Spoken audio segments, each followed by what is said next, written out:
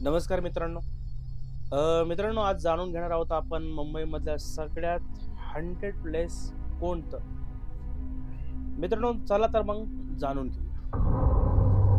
मित्रांनो, मुंबईमधली एक अशी बिल्डिंग जी कधी काळी खूप चर्चेत होती, खूप सुंदर होती, जिथं श्रीमंत लोक राहायचे, खूप पैसेवाले लोक राहायचे. सिंधी, गुजराती, मारवाडी हे आपला एक दर्जा आणि स्टेटस सांगण्यासाठी त्या बिल्डिंगमध्ये ते राहायचे. अशी ती बिल्डिंग मित्रांनो, ग्रँड पॅरडी टॉवर.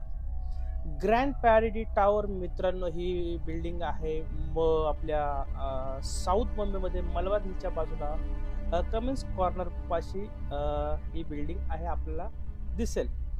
मित्रांनो, ही बिल्डिंग आज शापित म्हणून सांगितली जाते. खूप असं शाप सांगितला जातो की या बिल्डिंग बद्दल असं बोललं जातं की ही बिल्डिंग चांगली नाही आणि आजही तिथं लोक राहत नाही कोण बऱ्यापैकी.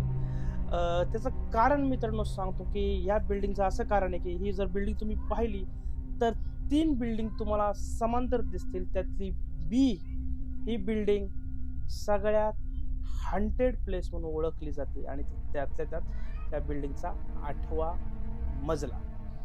मित्रांनो, या 8व्या मजल्यावर आजपर्यंत 20 लोकांनी आत्महत्या केल्या. तर मित्रांनो, ही बिल्डिंग 1975 साली बांधण्यात आली.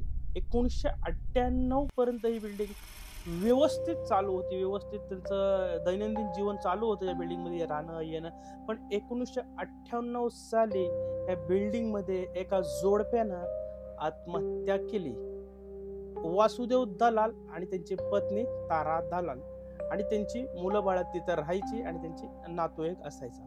त्यांच्यात कौटुंबिक वाद झाले, जागेवरनं फ्लॅटवरून असे वाद झाले आणि त्यांचा मुलगा आणि त्यांची सून आधीच निघून गेले होते परदेशी. त्यामुळे मुलाच्यात आणि वडिलांच्यात चांगले संबंध नव्हते.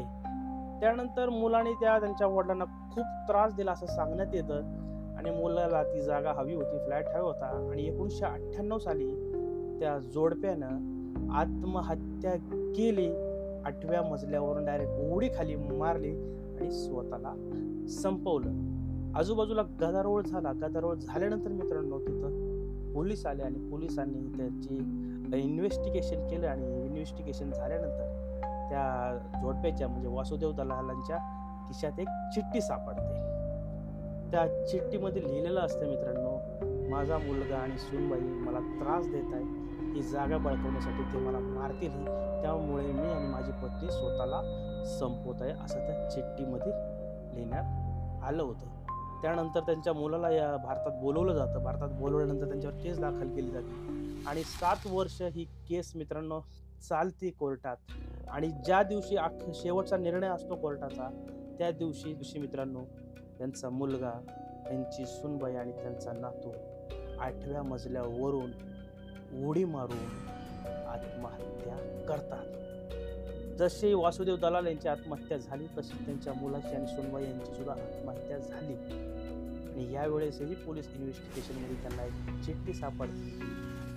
बालकृष्ण यांच्या खिशात त्या चिठ्ठीवर लिहिलेलं असतं की मला खूप त्रास होते, मला कर्ज घेतलं ज्यांच्याकडनं ते लोक मला खूप त्रास देतात, मी, माझी बायको आणि माझा मुलगा आत्महत्या करतोय.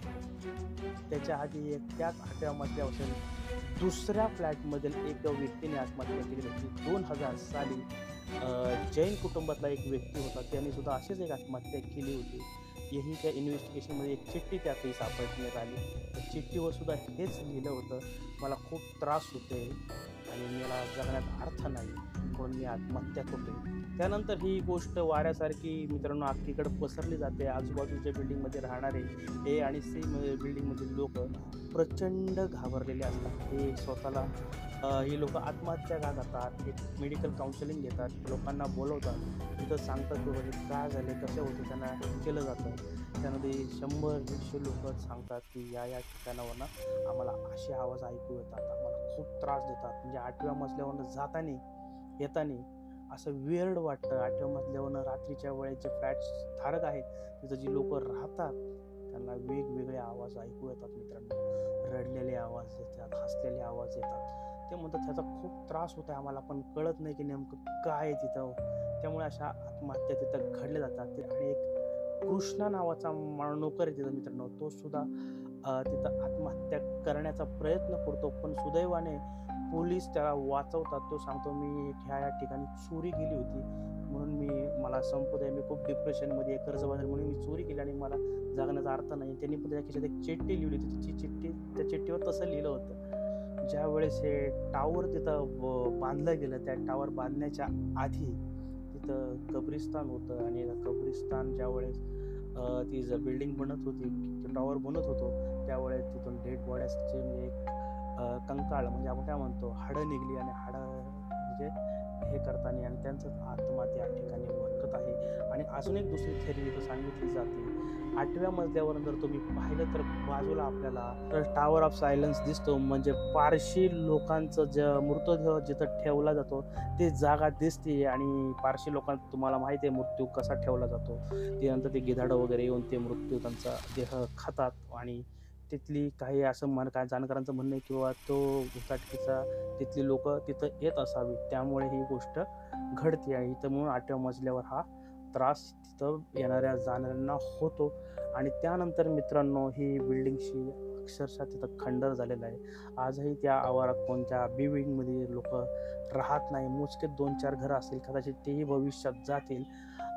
1998 पासून ते 2018 पर्यंत इथं 20 मृतदेह झालेले आहेत आणि 20 लोकांनी तिथं आत्महत्या केलेल्या आहेत सेम पद्धतीने. मित्रांनो, व्हिडिओ तुम्हाला आवडला असेल तर खरंच लाईक करा, शेअर करा, कॉमेंट करा. मी अशीच एक व्हिडिओ घेऊन परत एकदा येणार आहे. तोपर्यंत गुड बाय, बाय बाय.